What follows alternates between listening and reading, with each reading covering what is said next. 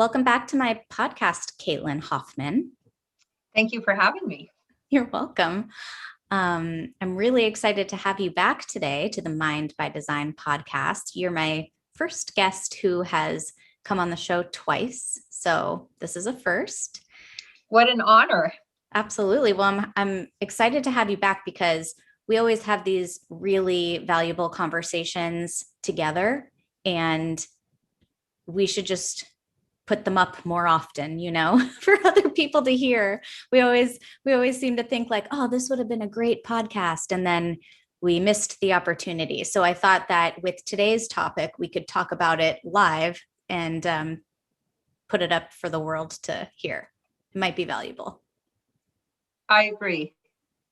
Yeah. All right. Well, I was thinking today before we came on, kind of where this conversation in my head is planning to go. And I think yours is the same. So I want to talk about where we are right now, where we're going into summer, and then kind of what that means for potentially next school year. Are you with me?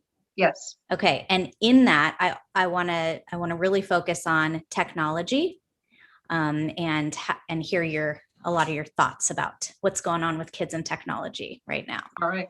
Okay. So just for the audience to know where we're at, we are, what is this, April 17th, 2021. So we have just had a couple of schools start up again after the school closures and the pandemic, and we have other schools who are starting Monday. So most schools by Monday are going to be back in session for some amount of time, elementary, middle, and high school. And for the most part, families have had an opportunity to decide whether or not they're sending their students back to school. And so we can talk about that a little bit. But I think it's important that, this is a really critical moment right now in time. It's something that we've never experienced in our lifetime, having kids out of school for so long and now having kids back in school. And I think that there have been a lot of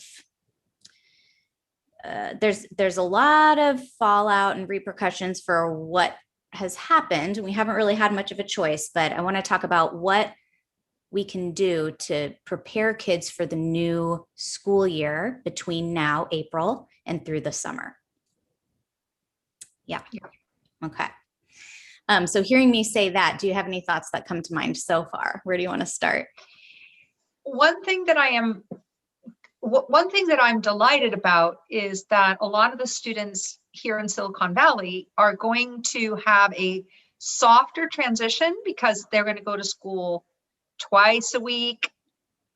They're not on Monday going 5 days. So the adjustment is more of a soft landing. And I think that was a very smart idea in the sense that it might not have been done on purpose to help the kids out. But if you look at elementary, middle, and high school students, it's hard for them to change their schedules. It's hard for them to get a new routine. And so this week, I think what I'm thinking about is the students that are jumping in and going on campus, they're going to have, they're in the last marking period, also of the semester. Yeah. And now on top of that, they're going to be adjusting. So I think in a way it's good that it's not every day. Yeah, I do too. And what are your thoughts about having kids come back to school or staying home? And let's take people's personal preferences around whether or not kids have been vaccinated, or if families have medical issues or things, reasons why they're not sending their kids back. Let's just say it's a matter of, oh, Johnny doesn't feel like going back. He wants to just finish this year out online. Like, what would you say to a family like that? What are your thoughts about kids going back to school if they can right now safely? Yeah. So at the center right now in Campbell, we do have, we have 6th grade through 12th grade, and we have some college students. So what my impression last week was, the feedback that I was getting was that parents were listening to a teenager tell them, I like coming to the coaching center, and it was like their comfort. And parents were kind of playing into that, and I thought that was not the best decision. Mm-hmm. So this weekend, I get the pleasure of calling a lot of families and saying, I know it's your weekend right now, but we need to have a 5-minute chat about what the best thing is for all of you. All of you would be to use every service your high school has, every service your middle school, say yes to all of it. Because when you have to say all of it in August, I want there to be some practice time. I want there to be getting used to a new rhythm. And I want this to go in phases. So if we don't go at all right now, then what is the adjustment going to be like in August? And I think since everybody's doing it together, teachers, educators, administrators, children, parents, let's do it together now while we have an opportunity to practice this together. And then we're going to go to the next phase, but we need to do it together. And if somebody is just staying in their house because it's convenient and it's comfortable, I don't think that's a great choice. Yeah. So I'm with you. Yeah. I'm with And I'm not an infectious disease specialist. So I think, I listen to I listen to the news like everyone else does. And now that it's in Santa Clara County, 16 and above can get vaccinated. Mm-hmm. That's going to help a lot. And I don't want to even debate vaccine or non-vac. I mean, I think I just stay in my lane as an educator. I think the families that I'm working with, the best thing to do is to go back to school. Yeah, I do too. And let's just for the audience, let's be clear. So Caitlin has a coaching center, and usually the coaching center is open from like 2 o'clock to 9 o'clock because you're helping kids after school. Yep. And over the pandemic, you've been helping kids during the school day. So they've essentially come to you and done their school with your coaching support. 7:30 in the morning. Yes. Yeah. And so, despite the fact that these kids could still come to you, what you're saying is you need to fly away. You need to go to school. Yeah. And I agree. So let's talk about, I want to say one thing about that. Yeah. The teachers, they need to get back together face to face with their kids, and they need to be the primary point of education. So if you're coming to the center and you're on Zoom, that's a separation. And I want kids to be back with each other in the classroom so that they learn during class participation from each other, the collaboration, and the educator is the primary deliverer of that. So that's a huge thing. Absolutely. For learning. Oh my gosh. Yes. And I can't tell you, part of my job, I observe a lot of classes. I observe a lot of students in their Zoom school. And I feel for these teachers, man. Like, I cannot tell you how many kids have their cameras off while they're in class. And so the teacher is literally teaching to blank screens, a whole bunch of boxes that have no live person in them. Once in a while, they're getting feedback through the chat. Some kids feel comfortable saying something verbally. Some of them feel comfortable saying something in the chat to everyone. And other kids say they only feel comfortable sharing it directly with the teacher. Okay, I'm sorry, but in a normal classroom, there's a lot of conversation that's going on, and you can't just share something directly with a teacher unless you have an accommodation where, you're so anxious or something that you really can only share something with the teacher. But like for the most part, to office hours, right? Yeah. You'd have to talk before or after class. Yeah. Yeah. So I feel like there have been a lot of excuses that students are using to take down their level of participation that they would typically be doing in the classroom. And not just because it's a requirement for them to do, but because that's how you learn. I always think, like, if you can explain something, if you can ask a question about something, or if you can explain someone to someone else, it means you're actually learning it, right? So if you're just sitting back and being a passive listener or observer of a class, and you're not participating and you're not showing your face, and there's no engagement, you're getting a lower quality of learning. Well, we were really fixated on that. The number one the number one factor in learning is a social emotional connection. And then that really got taken out of the equation with no camera on and all that stuff. So now what we're saying is we're asking you to step back into a social emotional connection as a primary vehicle for learning, right? Yeah. And that happens face to face in person. And we know that because it's in all of our relationships. Right. We're social beings. That's right. We're social beings. So, you know, distance or no distance, mask or no mask, we need to get back with people. I mean, I'll even go so far as to say that it was a lot. I did my entire day job. You know, I work for a school district. I did my entire day job from home all year. There is nothing that I'm doing now on campus. I've been back for 2 weeks. There's nothing that I can do that on campus that I haven't been doing at home. And in fact, I'm more comfortable at home. You know, I mean, let's just be honest. I'm more comfortable at home. I don't have to wear a mask. I don't have to go find a private space. I don't have to go into the conference room with my computer. I don't have to, you know, take my computer cord wherever I go. Like I'm more comfortable at home. However, it is really nice to see my team. It's really nice to walk around and see some people or see people in my office space and connect with them like we normally do, you know? So yeah, we're wearing masks. Yeah, we're taking space. Yeah, there's, you know, everything is about how safe and, you know, clean and sanitized everything has to be. But it is nice to get back to people. Right. And we need to help each other get to that place, because I think a lot of us got really comfortable in certain things. And it's funny, but I think of it in this strange way where I'm a person who loves with yoga and all that. I observe myself and I can see how I'm going to need to let go of some of my habits in order to benefit what's best for not just me, but everybody, right? So we were sequestered and isolated, and now we've got to come out. Yeah. And not all of that is comfortable. Not all of that is pleasant. And I think our kids need to know we're doing it too. Mm-hmm. Yeah, good point. Yeah. So that's a nice segue. Let's, you know, we were going to talk about technology, and it's important because you have something very special that you do every summer, not just this summer, that I want our listeners to know about.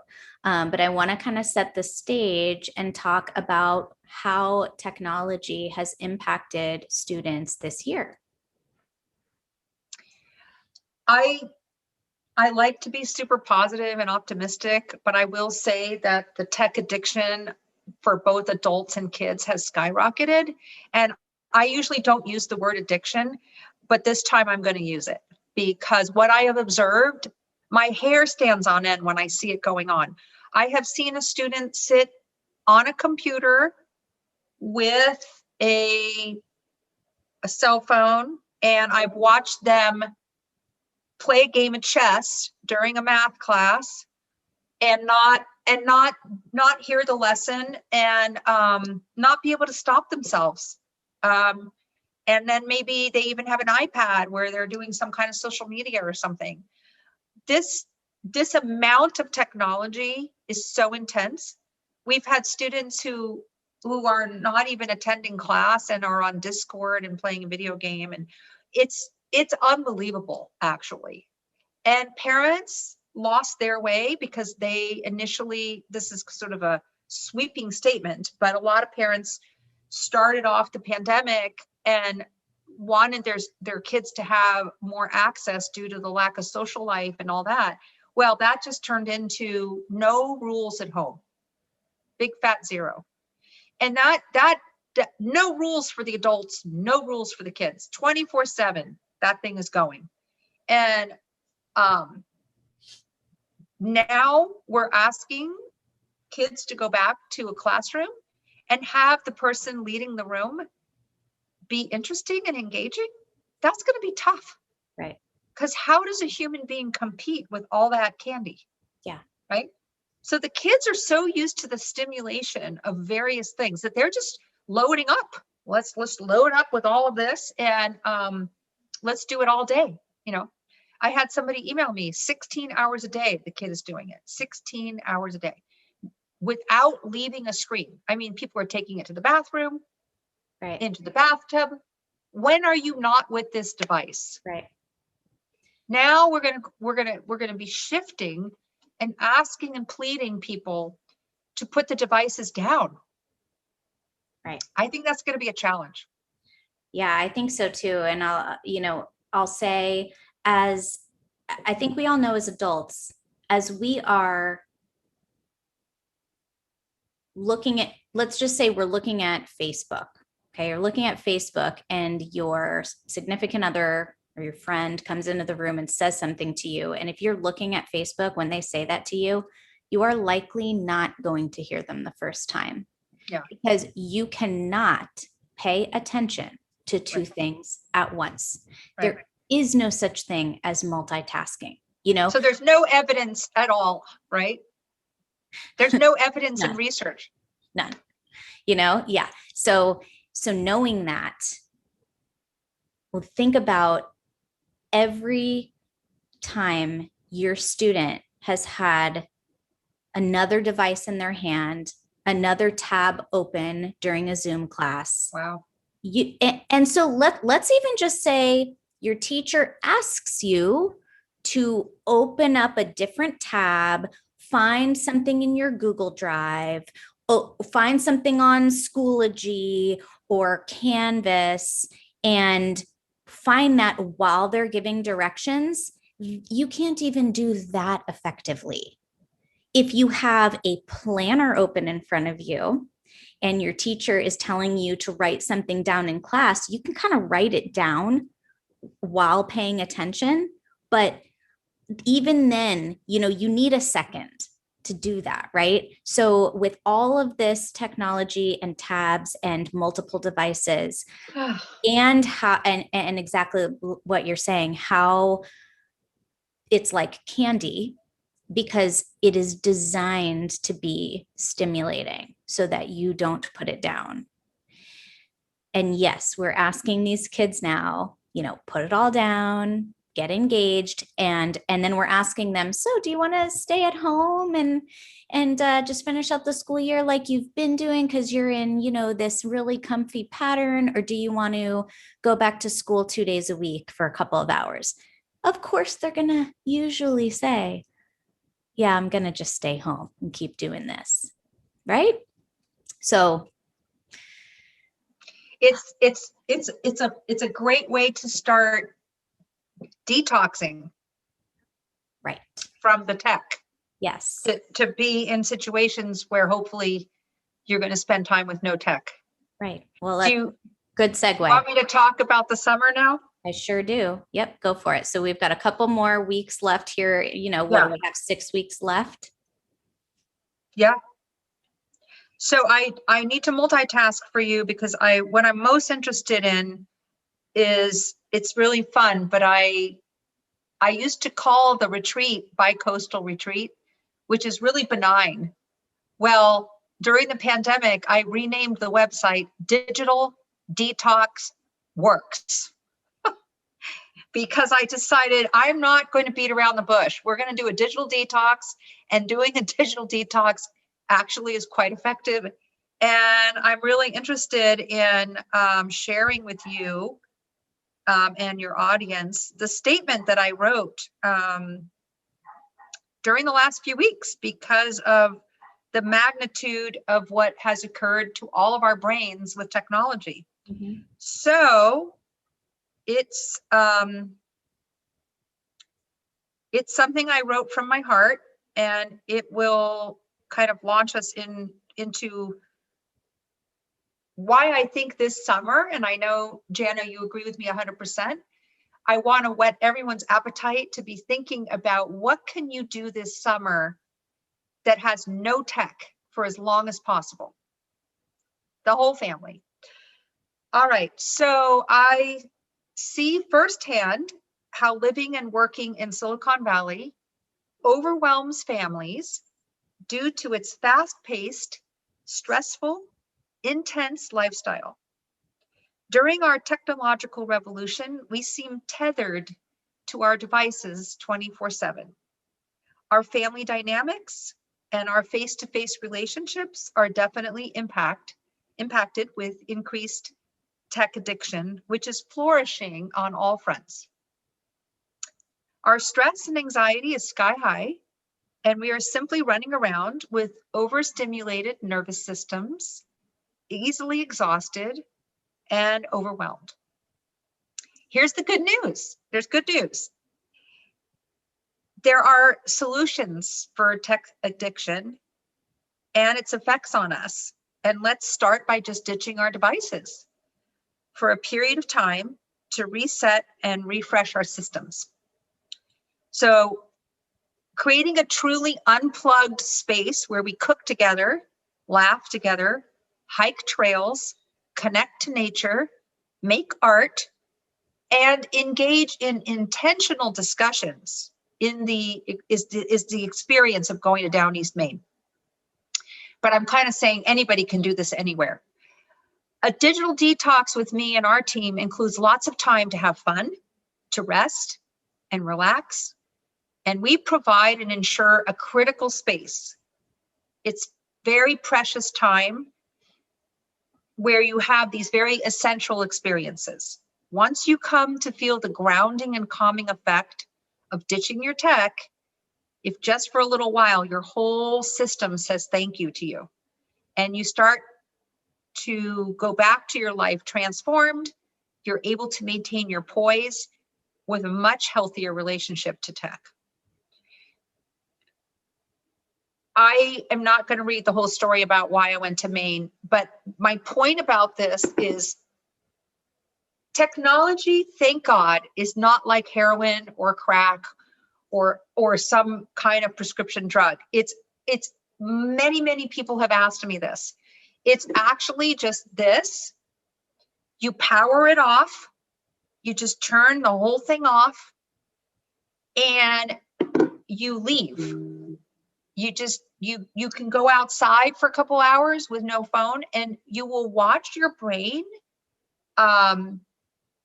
Like you'll see a gorgeous flower and you'll want to photograph it and post it, but you're not going to have a device.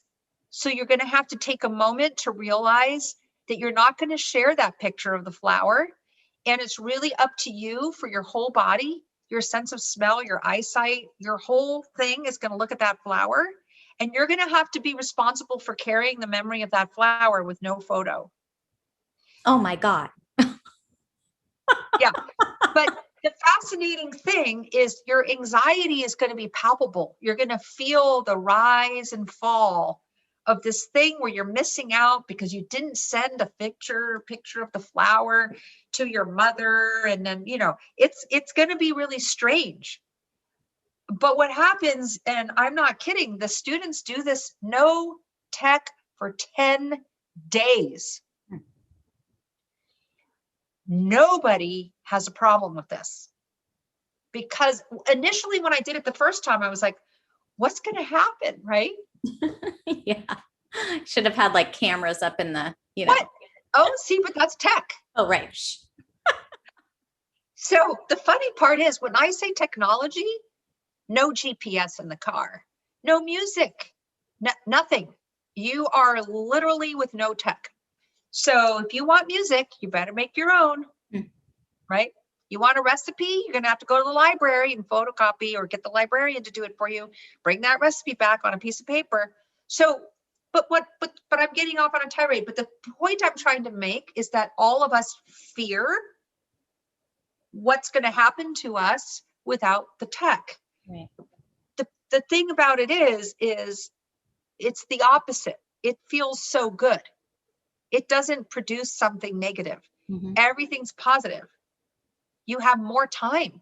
All of a sudden you feel like you have this long expanded day because you're not spending time trying to look it up or verify or send it or check it or just sit there and mindlessly scroll through a feed for 45 minutes and wonder where the time went.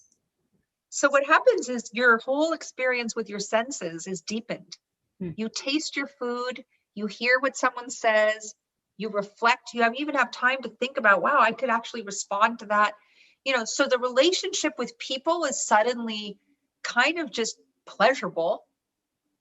And then your relationship to sleep and food and experiences, it all just kind of becomes like really rich. Yeah. Rich. And you start to feel things in a way that it surprises you, right? Yeah. And this type of thing is necessary this summer. Yeah, I agree. And it can be, so first I want to talk about the details of your retreat. And then I want to talk about different things that we can just do here if we don't get to go on the retreat. So let's start with your retreat. What you're doing, one retreat this summer with teens, and what ages? So July 12th, it's a Monday, July 12th to July 25th. Okay. 15 teenagers are going to San Francisco Airport with Emily, who's one of our leaders. They're going to fly to Philadelphia. They're going to fly to Bangor, Maine, which is the hometown of Stephen King. Ooh. They get to see Stephen King's house before we drive up to Perry, Maine. And so it's a 2-hour drive from the airport. And then they're going to spend 14 nights. We let them have their phone for the whole plane trip. And we let them have the phone for the first day while they're jet lagged, because we're going to have to say goodbye to everybody. You got to put people on notice. Yeah. Right. And because I'm doing it on my own private property, I'm going to put a landline, and I'm going to try to find an old rotary phone. So if someone's desperate, they can go dial a number and call a friend, or mom or dad or somebody. But they're going to say goodbye to everybody, and we're going to have a big ceremony, and everything goes into lockdown, every device. And then 10 days we live with no tech.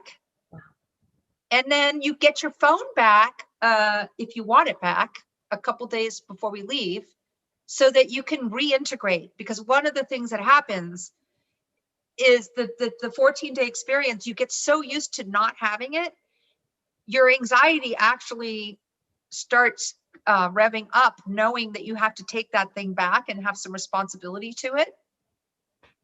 And maybe you want to go interview somebody that you met, or, take some photos or do whatever.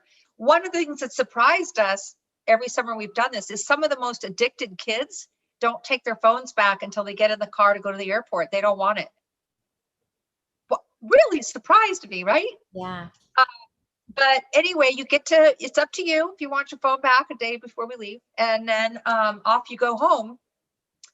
And you get to go home to spread some good news, which is you survived. Right.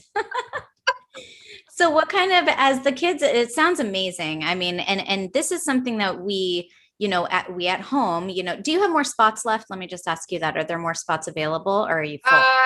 So a lot of people bought plane tickets this week. Okay.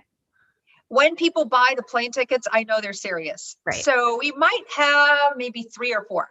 And if people can't get away to Maine, these are also things that you could choose to do as a family for any amount of time.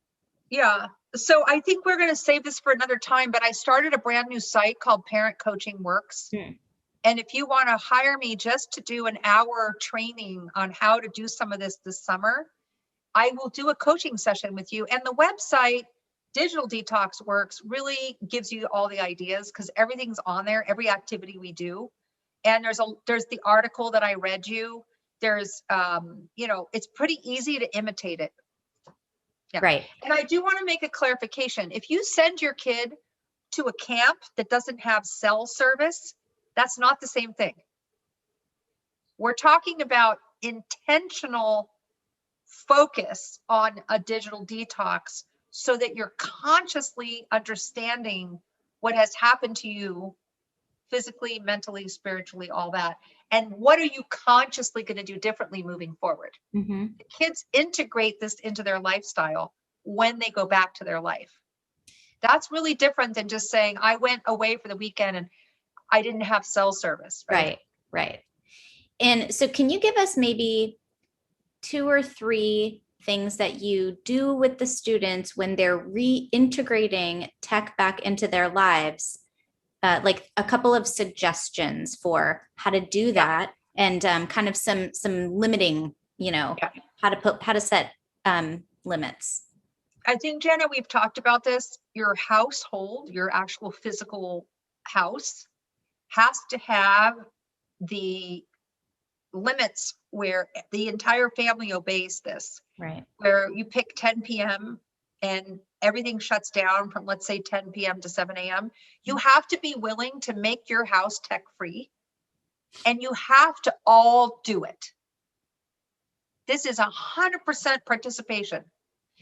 So I believe one of the things you do when you reintegrate is you don't just make it a free for all, and you make decisions in your home as to what tech is being used for what reasons and when. And you have to have tech-free time together.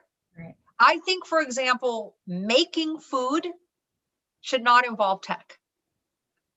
Eating food and cleaning up, that is 2 hours right there, can be tech-free. And if you're doing multiple meals, no tech. Right. I don't even think there should be music, because I think you should be really listening to each other. Yeah. And it's less stimulating. A lot of people have to have a lot of stuff going on, music, the TV on, or whatever. That's too much stimulation for your body. What about just the sound of the pot boiling water while someone says, I love you? Yeah. I actually really appreciate silence. My fiance is the opposite. He likes to have music on all the time. Someone I was with previously liked to have the TV on all the time.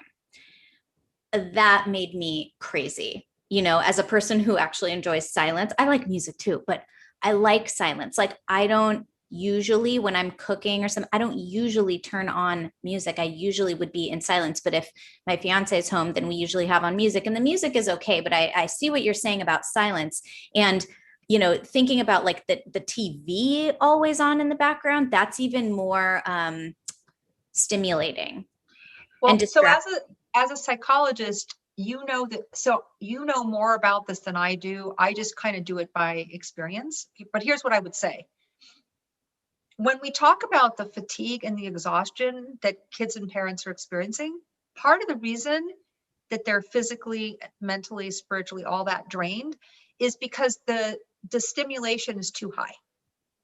So what you need to do to bring this into balance is, people don't even know what their relaxed state is.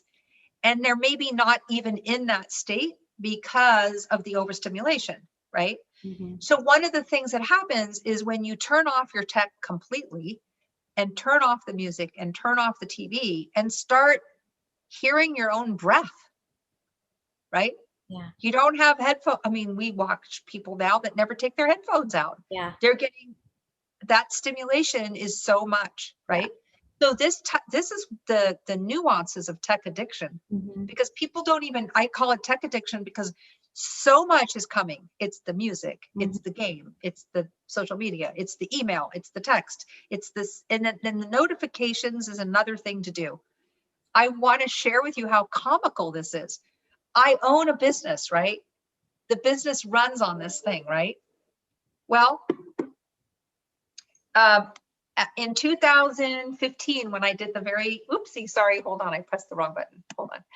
In 2015, when I did the very first Unplugged retreat, I thought, well, this should be fascinating. I'm going to go back to life in Silicon Valley, and I'm going to remove all notifications and see if I can run my business without any.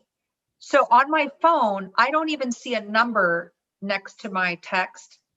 I have turned every visual and audio notification off. So what that means is, my brain gets to decide that I'm going to physically approach my device, open it up, and then I have to open it again, and I'm going to look and see if I have an email or a text or a voicemail, right? Yep.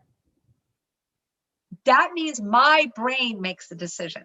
Right. It's not a ding, ding, ding over here, or it's not a number that's popping up. The other thing is this is going to seem ridiculous. I feel vulnerable telling you this. I only use a paper planner.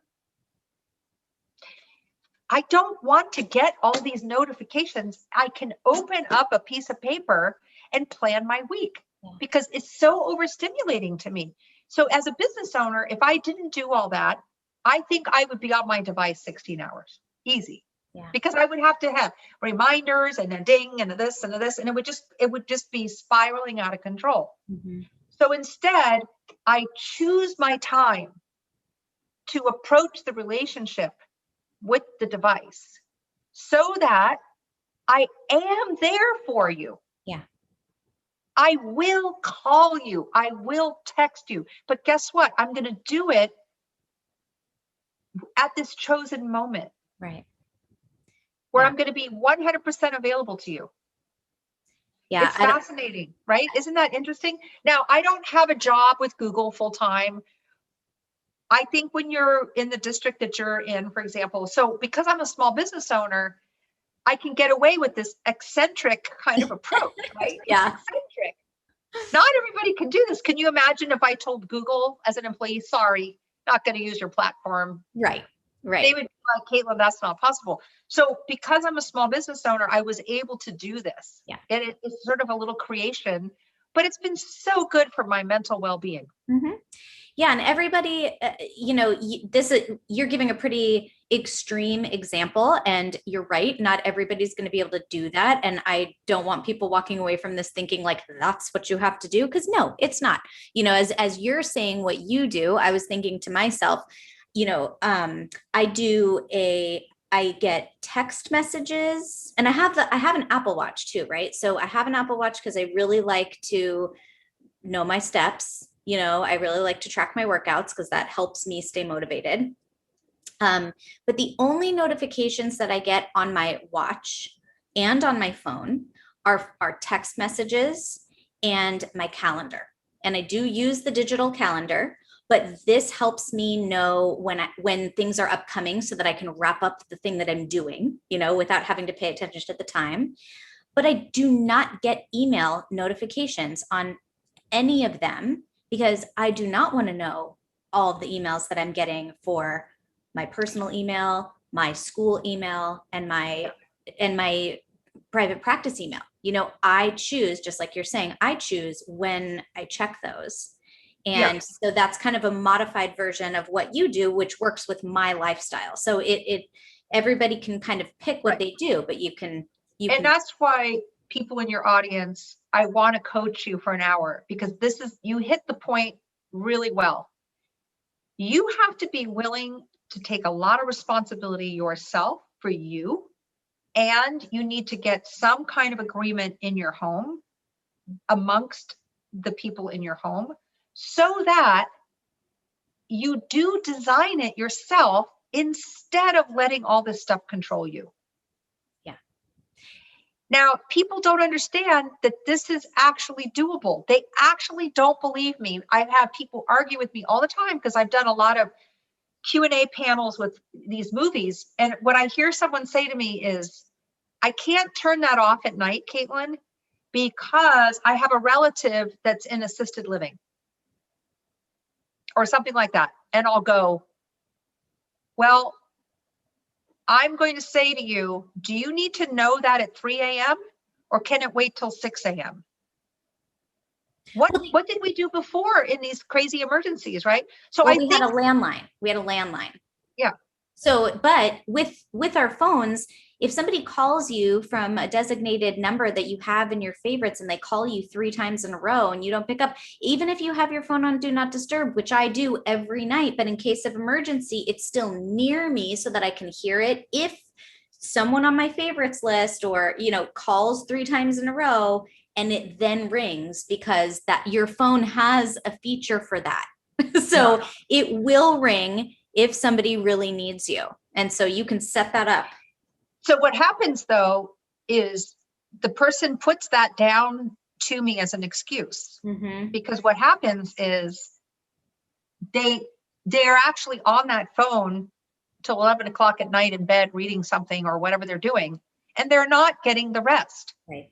So you can say that to me, but on the other hand, I agree with what you just said, but most people are actually not, they're not taking their house back, and they're not divorcing themselves from what these companies did to you on purpose. Yeah. So you have to take a stand inside of you. Digital detox is not for everybody, because lots of people tell me they love their tech. Okay. Yeah. I think you're missing on the really intimate part of life, that the joyous, lovely part of life, when your kid laughs and you hear the laughter because you don't have your headphones on. You know that people are running around with those headphones and they're not taking in what's happening in their immediate vicinity. Right.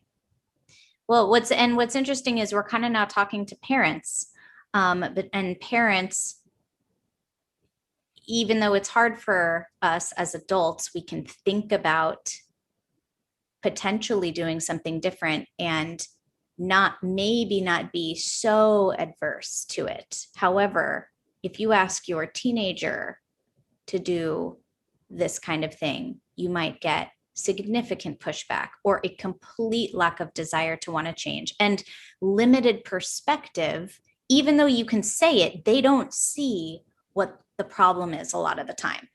So I run into this with a lot of the students that I coach, and I'm sure you do too. And a lot of times parents are asking like, well, how long is it going to take for you to like help my kid, through coaching? Well, they've got to want to, they've got to want to change this, and we have to do it so subtly, one step at a time, right? They have to come to a place where they can accept that they're going to make a change. First, they have to see that there is a problem, and then they have to want to change it. So even coaching teens isn't for everybody. It's not for every teen. I don't take on every case that comes my way, because they really have to want to do it. And they might not even know it at the beginning, but if there's a little bit of an opening, then we have to start talking about it and make some very small, but doable goals, Yeah. and then keep building on them. But this is not easy. You made me think of one of the reasons why the teenagers, so this is a tipping point where in 2015, 2018, 2019, so we had an issue where teens did not want to go to Maine, right? And what happened last summer is there was a tipping point where I guess the experience gets established, and then all of a sudden I didn't have to sell the program this summer. These kids are like, I want to go. I heard about this. I'm going. Well, and so in our last couple minutes here, just kind of take us into what you anticipate having a digital detox would do for a student coming into the new school year in August. So I think we share some really grave concerns. And I think what you and I talked about earlier is that what we want to see is this 3-part transition. So Monday, kids are going back on campus. They're going to finish the school year with a sort of a part-time on campus and then still distance learning. Then they're having their summer, and then they're having the new school year. And I think what you and I are really interested in about this summer is a reset. I think all of us, and I never talk down to kids myself. I think we're on equal footing with kids. And certainly in this pandemic, we parents have suffered as much as the kids. And we also have done the same things. We're just as addicted to tech as the kids. There's no difference. Yeah. So what I'm suggesting for the summer is all of you in your community need to gather up some ideas about what are you going to do to reset. And that means, to me, getting away from everything that the pandemic brought to you in terms of this amount of tech use. So you really need to think about, can I get away for a week? Can I do a weekend? I know people have careers and obligations. I'm not oblivious to that. I'm just saying, pick periods of time this summer or practices every day. You've got to put a plan in place that when this school year ends, half of June, all of July, and the first part of August, there needs to be a reset. Yeah. You need to design intentionally and consciously, what are you doing differently to end the pandemic of distance learning, summer, starting the new year? let's not create a blur where we never give up our devices. Right. That won't be good. Right. Yeah. So I would like some really intentional planning. Brainstorm with your family, figure something out to make these things different. They're different. Yeah. Yeah, we've got to transition back in, and we do have 3 opportunities now, and we need to like kind of recognize and take them as such. I like that. And, you know, to explain a specific example, Jana, about what these transitions and how rough they are. So I told you this, and I think I want to make a public statement about this. So I stopped working out during the pandemic. I'm one of those people who lost motivation. And you had a guest, and the 2 of you, I listened to all of your podcasts. Thank you. And it was a really hurtful moment for me and painful to hear this explanation that exercise, it's not the workout itself, it's getting yourself to start the workout. And once you're in the workout, it's wonderful. And here I am, 60 years old, and I'm listening to this. And after that was over, I took a couple days to think about it, and I realized how dysfunctional it was for me to avoid the one thing that makes me feel so good. And it was that, I'm tearing up, but it was that conversation with that woman that I heard. And I had to sit there and go, I must do something now. Yeah. How hard is it going to be, Caitlin? It was that. And I called up a friend who's a personal trainer, and I've been working out ever since. Huh. We all need help. Yeah. Nobody has gone through this unscathed. Yeah. And I think you and I talked about that. It's going to take us figuring it out. We don't know how this is all going to work out. Right. And the other thing I was thinking about, it wasn't just, Jana, it wasn't just that moment. Yeah, that got me into 1.5 hour workouts 4 times a week now. I'm sore. But the other moment was, you know this, that I had breast cancer. And in 2016, I had a burnout. I had to take a 3-month leave of absence. And, you know, it was really difficult for me to get back in the swing of things. After it was my own private burnout where I had to like take care of my health and then get back to work. Well, you were one of the shining lights, because I remember I met you in downtown Los Gatos at a fusion event, and you were so alive and enthusiastic. And I had forced myself to go to that event to get back in the game. So the reason I'm saying this is that we are all colleagues with each other, and we are all going to have a difficult time changing our habits. We have to depend on each other, and we have to ask for help, and we have to listen and do those things, right? Yeah. And they're never easy. This isn't easy. So No. you and me can look like we think this is easy. We don't think it's easy. If I'm willing to tell people, hey, I gained 15 pounds, I wasn't working out, and then I hear Jana talk to this wonderful professional, and I go, wow, I got to get my act together, right? We need to understand that we're all had setbacks, and Right. now we're going to do the uncomfortable part to take the plunge and go back in. Yeah. And you're saying everybody needs to lean on each other, and we're all doing the same thing. We're all going through this.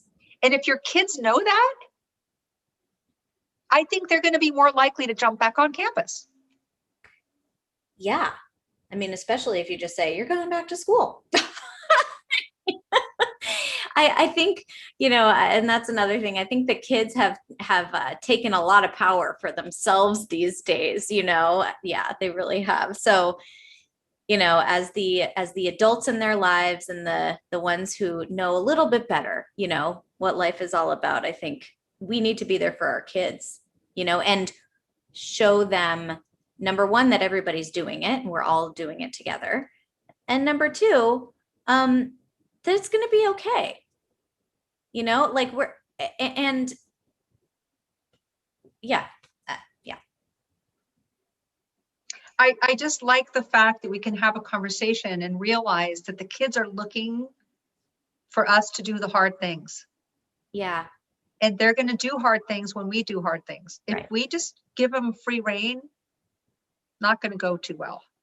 No, and their brains aren't developed enough for them to know that, they're just going to sit there on TikTok. I it was like pulling teeth to get one of my coaching clients the other day to commit to like actually reading something and watching a video about getting his driver's license. I was like, what can you commit to? Because you need to get your license, because if you are going to get an internship, you're going to have to get yourself there. You're 18 years old already. Let's get your driver's license. What can you commit to? And, because they would really just rather sit there and let life pass them by playing their video games or scrolling through their social media, So yeah, let's take back our and we know humanness. that this will be a topic for another time, but we know that is a form of depression. And that's why the kids don't realize how good they feel in Maine until they've been there a little while. And then they start to wake up and go, I feel so good, because it doesn't feel good. No.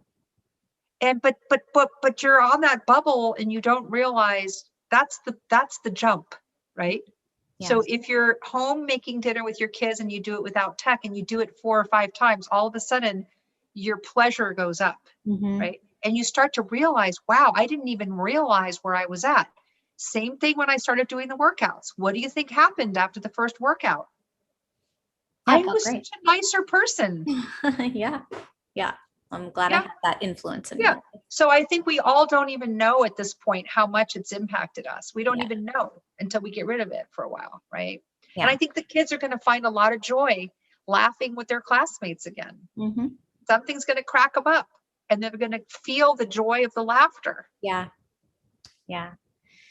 Well, I think we should wrap this up today, but I look forward to having more conversations with you. And just for our listeners, Caitlin and I are toying with having more conversations like this on a completely separate podcast in the future, and would love some input from our audience as to what you want to hear about, because, both of us are all up in the mix of everything that's relevant and going on right now related to school. I work in public education. I also work in my private practice, and Caitlin works in her private practice with kids in education. So we're all in it. And we would love to just continue to have these conversations with each other and help our community. So I look forward to more conversations with you, Caitlin, and thank you so much for joining me today. It was really fun to talk to you. As always.